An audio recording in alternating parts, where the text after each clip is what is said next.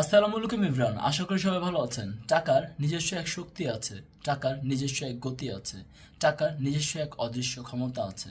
কারণ পুরো পৃথিবীর মধ্যে চিকিৎসা থেকে শুরু করে রিক্সাওয়ালার কাছ থেকে ভ্যান গাড়িওয়ালার কাছ থেকে টাকাটাই হলো সবচেয়ে বেশি প্রাধান্য দেওয়া হয় এবং ভালোবাসার দিক থেকে টাকাকে সবচেয়ে বেশি গুরুত্ব দেওয়া হয়।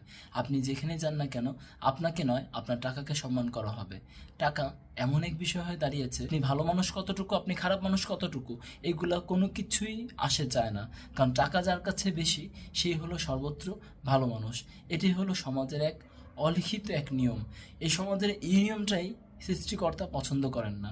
সৃষ্টিকর্তা বলেন, তোমাদের কাছে কালকে পর্যন্ত সময় আছে কি না সেটাই তোমরা জানো না, কিন্তু টাকার পিছনে এবং দুনিয়ার পিছনে এমনভাবে ছুটে চলেছো যে মনে হচ্ছে তোমার সামনে কিছুই নাই, টাকা থাকলেই তুমি জান্নাতও কিনে ফেলতে পারবা।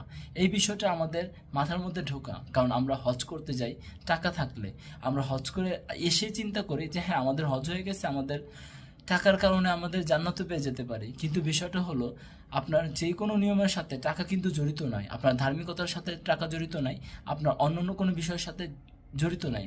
টাকা শুধুমাত্র জড়িত হলো পৃথিবীর সাথে। আপনি যখন শরীয়তে বসবাস করতেছেন তখন আপনার টাকাটার প্রয়োজন পড়ে।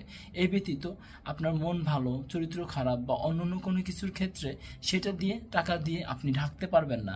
কারণ আপনার সব হিসাব সৃষ্টিকর্তা ঠিকই নেবেন, এবং সেই হিসাবটা যখন নেওয়া হবে তখন বোঝা যাবে এই টাকার জন্য কার হক আপনি মেরে খেয়েছেন, এবং এই টাকার জন্য আপনি কার ক্ষতি করেছেন, এবং এই টাকার জন্য আপনি কতটা অপরাধ করেছেন।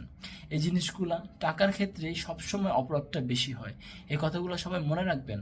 টাকার পিছনে এত বেশি ছুটবেন না যে আপনি নিজেকে হারিয়ে ফেলবেন, মনুষ্যত্বই হারিয়ে ফেলবেন, নিজেকে শেষ করে ফেলবেন। আশা করি সবাই ভালো থাকবেন, সুস্থ থাকবেন, ইসলামের সাথে শান্তি ও পবিত্রতা বজায় রাখবেন। আসসালামু আলাইকুম।